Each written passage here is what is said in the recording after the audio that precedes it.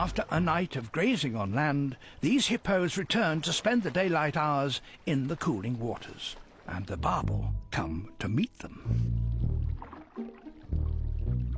Soon, each hippo is trailed by a shoal of fish, waiting for their breakfast. Hippo droppings. But it's not just the hippo's dung the fish are interested in.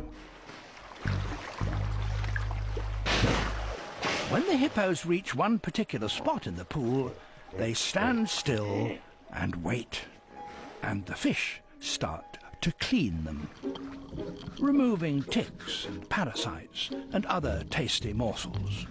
To the fish, the hippos are a mobile cafeteria. The hippos seem to be enjoying the sensation. The only thing that interrupts the feast is the need to take an occasional breath. Cleaning the hippo's skin was just the hors d'oeuvre. Now it's time for the main course.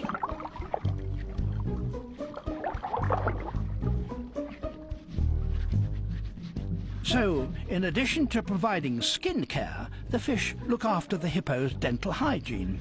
It's an arrangement that suits both parties. But perhaps it's the fish that are the overall winners.